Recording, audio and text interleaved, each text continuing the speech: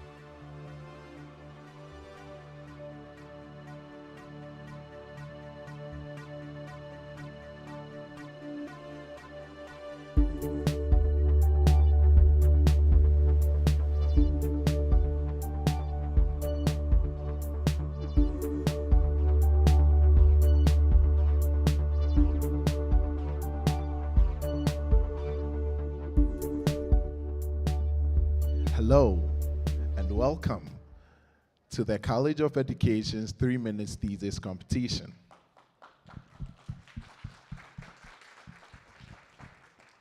My name is James Asari, and I'm the MC for this event. I was last year's winner.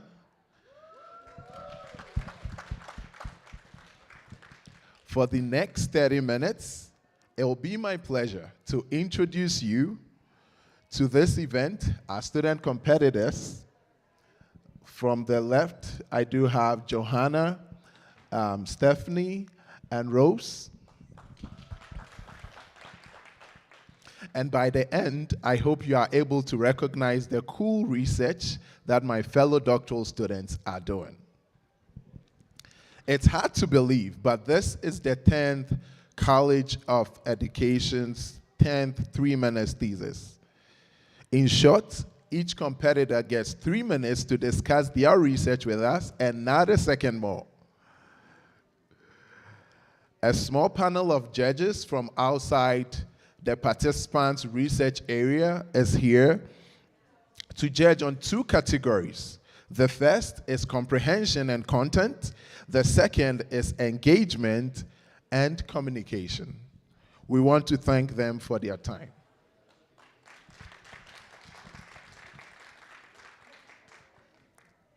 The winner of today's competition takes home $1,000.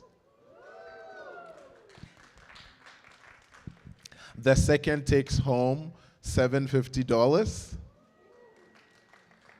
And the third takes home $500. The winner of today's competition gets to compete at the General 3-minute thesis event, which will be held on Wednesday, March 29th. I'm wishing the participants today all the very best. More information on the 3-minute thesis competition is available at 3mt.wsu.edu. This event is being streamed live on the college's YouTube channel, and the link will also be on the 3MT website. Now, the order of our competitors today was determined from random.org, and I will introduce each participant before they speak. Are we ready?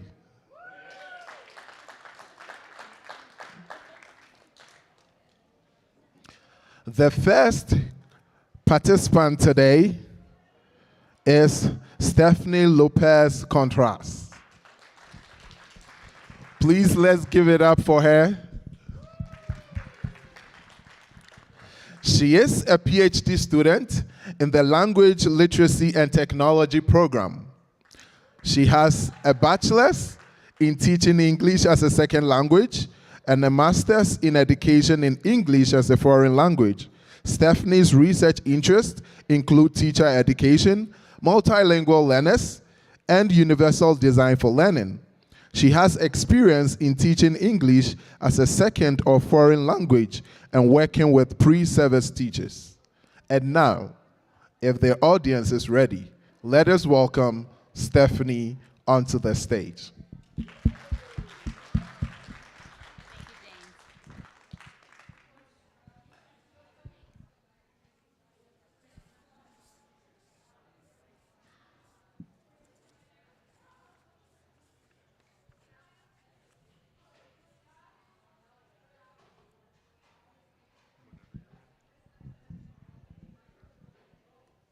Education is key to success. However, not all of us can access education in similar ways. This is especially true for those who are culturally and linguistically diverse. Multilingual learners are the fastest growing student population, and although our schools are not often prepared to create climates for their success, and they are accounting for 25% of the student body, this situation is nowadays urgent for us to pay attention to. In general, there seems to be an agreement that creating culturally responsive classrooms are important ways to promote multilingual learners' academic success. And all of this is true, but English language development is not always considered, and this is a critical element for their academic achievement.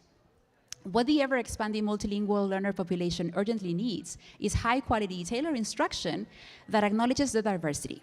This could be implemented, or this could be solved by implementing 2 frameworks: WIDA, which stands for World-Class Instructional Design and Assessment, and Universal Design for Learning, also known as UDL.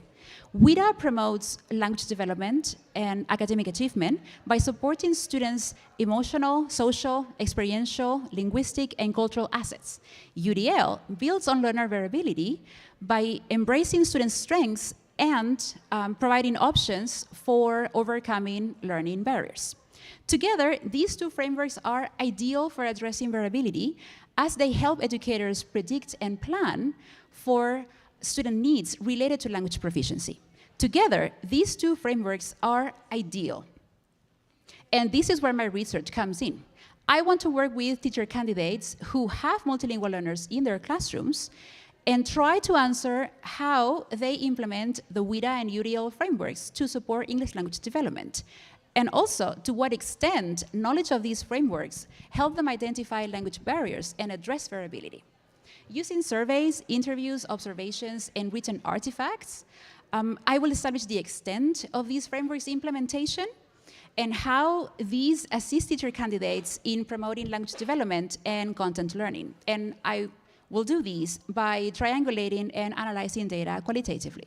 It's important to learn how and to what extent these teacher candidates implement these frameworks, because WIDA and UDL may help change teaching practices that could in turn help change restrictive one-size-fits-all perspective. In summary, multilingual learners can only progress in language development and succeed academically if they are served by educators and schools that promote a language environment that addresses their cultural and linguistic diversity.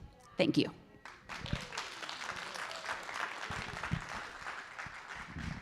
Thank you, Stephanie. Can we give it up one more time for Stephanie?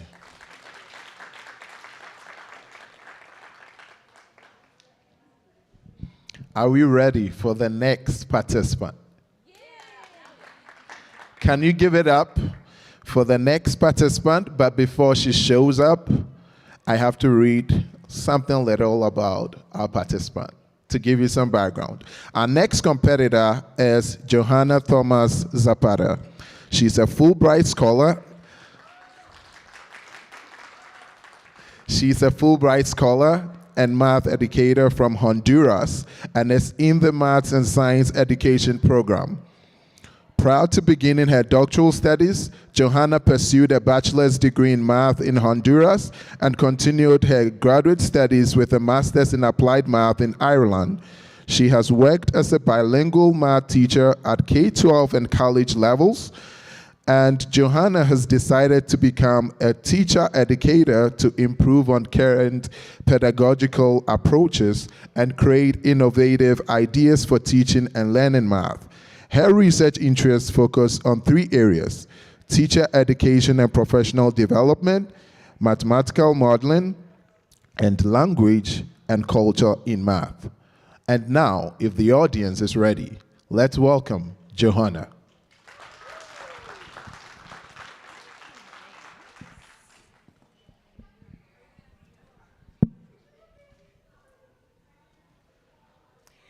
The everyday context of food serves as a vehicle for engaging learners in exploring math ideas. In some classrooms, students do math with snacks. From their perspective, counting and sharing snacks is fun. Imagine this first grade student sharing goldfish crackers. What do you think he wonders? He may wonder, how many crackers do I have? How many crackers will each of my classmates have? What do I do with the leftovers? So, as you notice, these are open-ended questions that use mathematics to make sense of a situation.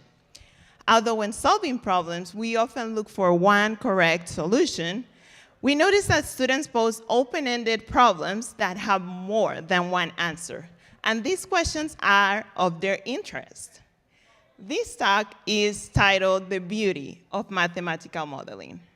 Math modeling is a process that involves solving open-ended problems by defining terms, exploring the problem through assumptions and brainstorming, and using math to finally solve the problems and make revisions.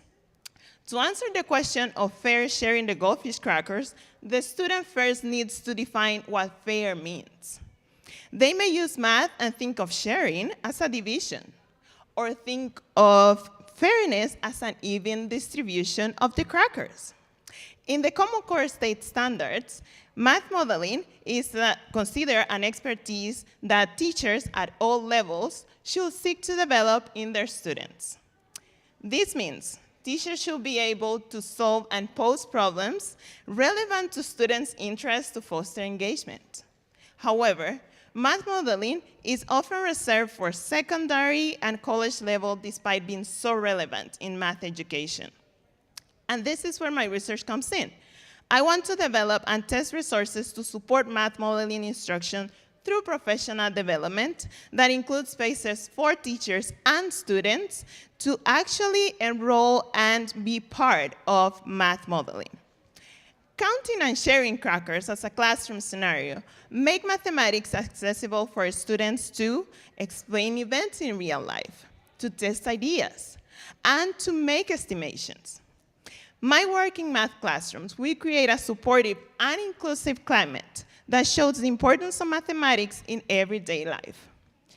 Findings of my work will present evidence to show that math can and should be accessible for everyone. Even in early elementary grades, students will creatively answer the questions they have always wondered about. Thank you.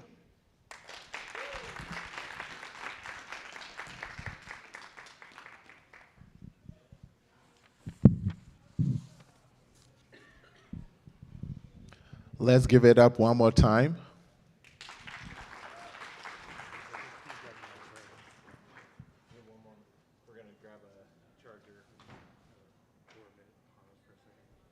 We want to pause here for a few minutes as we have some technical challenges like expected.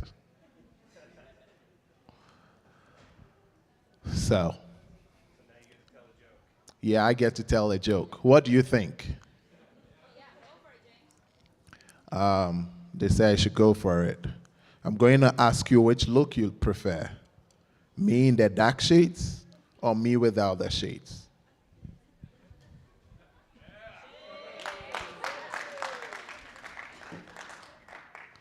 Well, since you prefer this look, I'm going to keep it.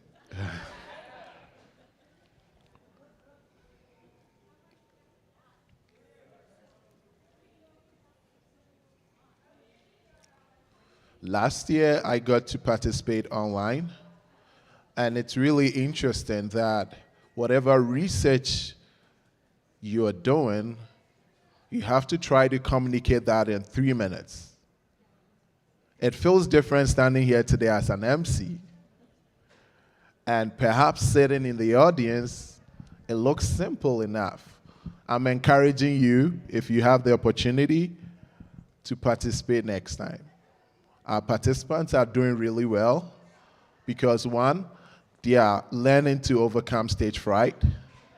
Even if you have stage fright, showing up is enough. They are also learning to communicate their ideas in a brief moment of time to a general audience, which is really necessary in this day and age. Now we are restored. It looks like we are back. I'm excited. Are you excited?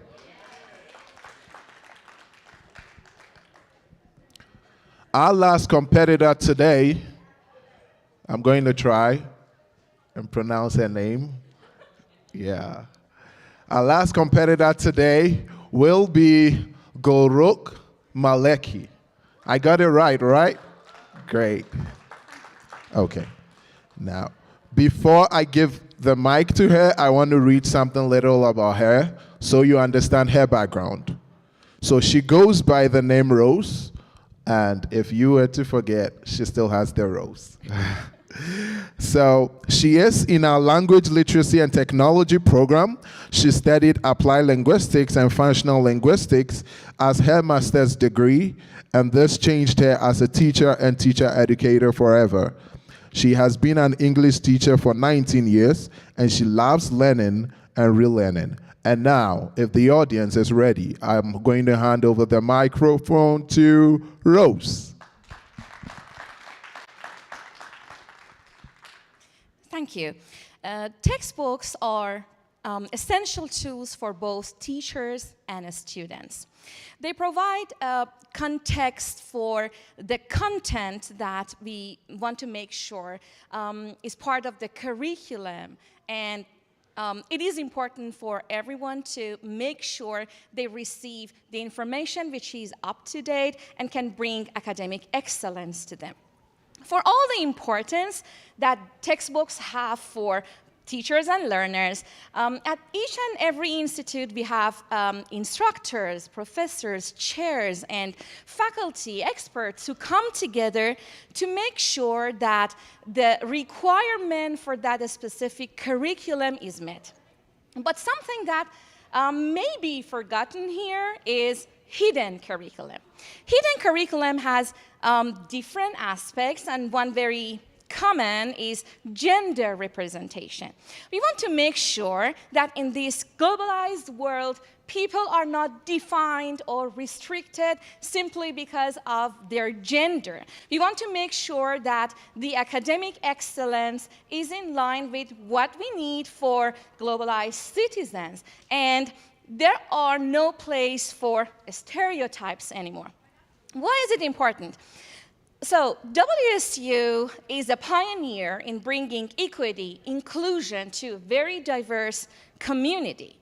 So we want to see if these efforts can be illustrated in the choice of textbooks.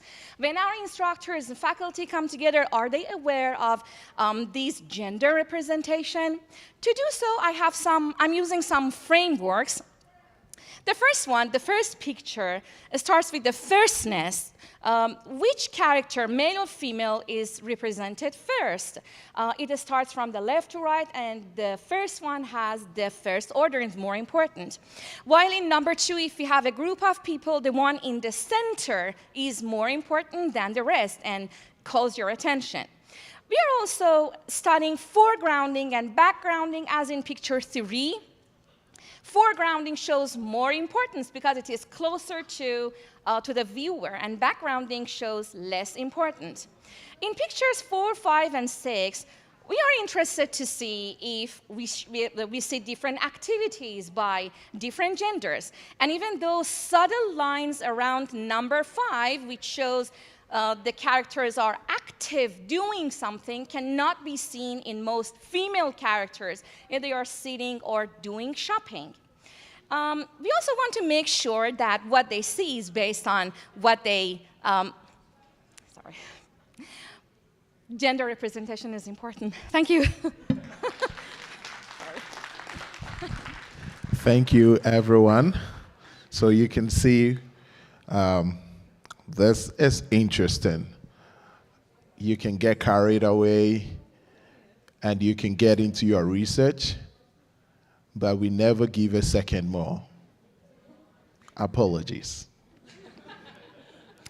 Can we give it one more time to all our participants today?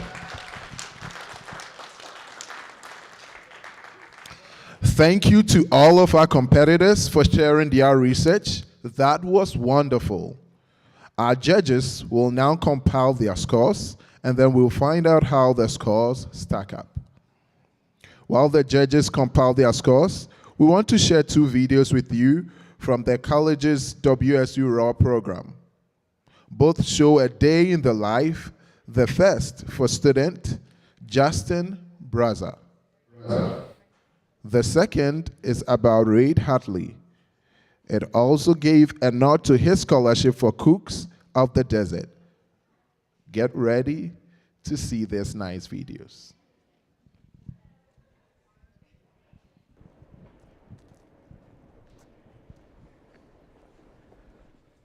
My name is Justin Braza. I'm a first-year law student. Originally, I'm from Bellevue, Washington. I've lived there my whole life. I was in a special ed program in high school. I also wanted to try out college and see if I liked it and see if I wanted to keep going. So.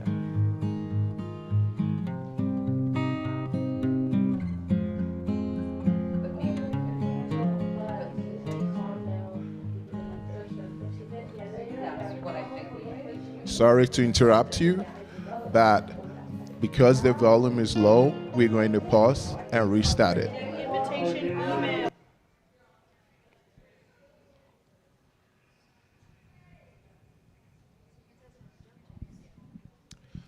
So, since I told the first joke, who's ready to tell another one? You ready to tell? Okay, so. They're telling me no. HR says I can't. We don't need that on the live stream. Okay.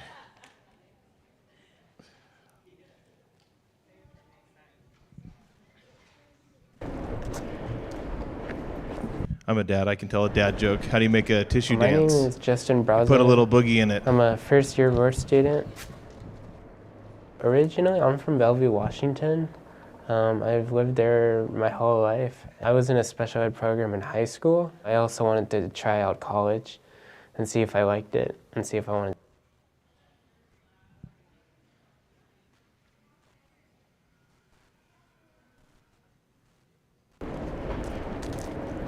Okay. Thank you for your patience.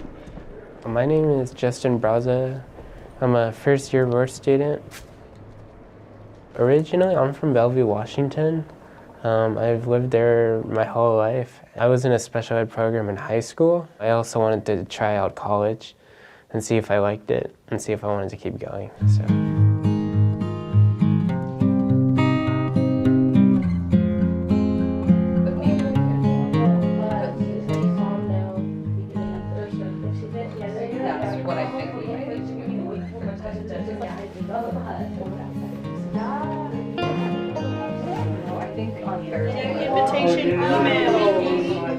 For roar classes, it's pretty easy because we all kind of know each other.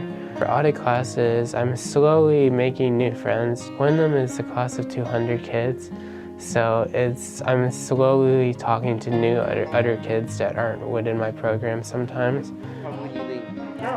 I don't know, I'd have to ask my mom. When Justin first came to the ROAR program, he was definitely friendly, but he was also a little bit on the shy or timid side. And now he's come out of his shell and he's very social. I just pictured if you're like Justin. I think everyone's pretty helpful. They've kind of helped me prepare for the life in college and how I'll be on my own and have my own freedom. You want it right now or you want it right now? Got it? Okay. Different email than to mom to try to link it. I'll usually go to Southside after class, go home, get ready, then go to work. I'm interning at the rec center and I work at the service desk with other people.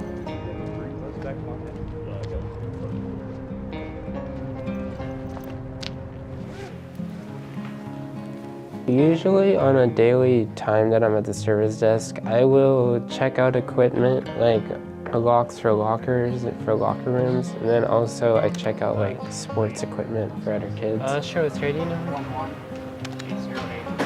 11-808-497. Colby? Yeah. It's fun working with my coworkers, and sometimes we mess around and also do the work. I like getting to know people, getting to know my peers, and also kind of just like being around people more than just being like in an isolated setting. Back in high school, it was kind of hard for me personally because I was insecure in 9th grade about like telling people that I was in the special ed program. I was worried how they would look at me. It's easier now to tell other people around college and what the ROAR program is about.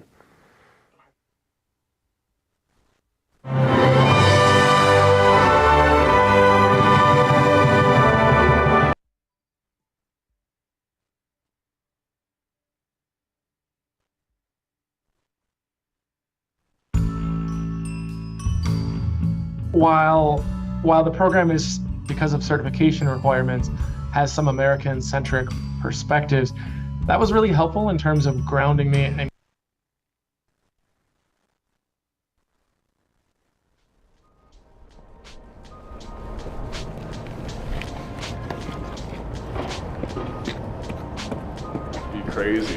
Crazy. Like it would have to be fed. I'm Reed Huntley. I'm from Bellingham, Washington. I am a law student.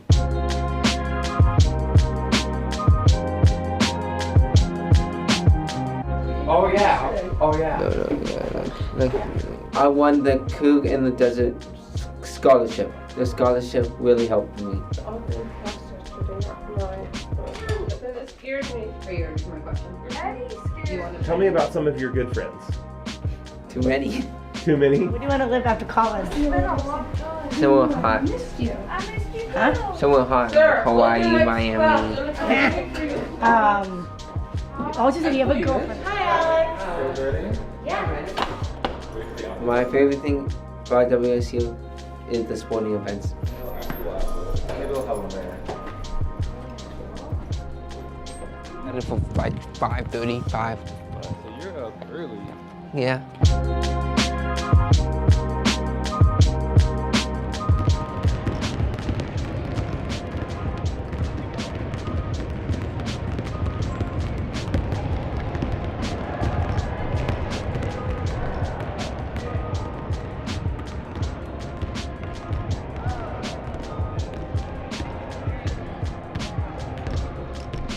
My roommates are Justin, Zoe, and Kevin and Anyway. I'll tell you later. I just like watching sports with him. He's also like a good roommate. Like we can easily like communicate with each other, ask each other how's your day, and also like help each other with homework sometimes. I always go to the same place. How are you Tuesday joking around? scholarships could help people. All I can say is thank you for the scholarship. Not you? No, right here. Go Cougs!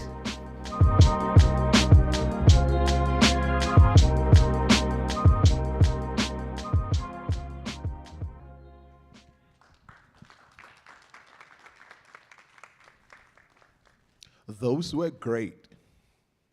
And thank you for your patience.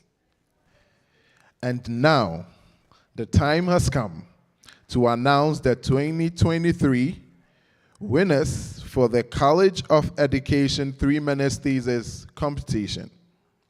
A reminder that the winner gets $1,000 and represents the college in the WSU 3MT event in 3 weeks.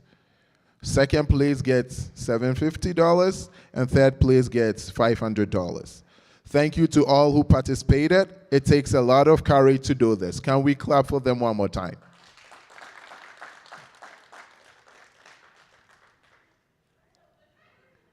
Third place this year is Stephanie Lopez Contreras from the Language Literacy and Technology program. Can we clap for her, please?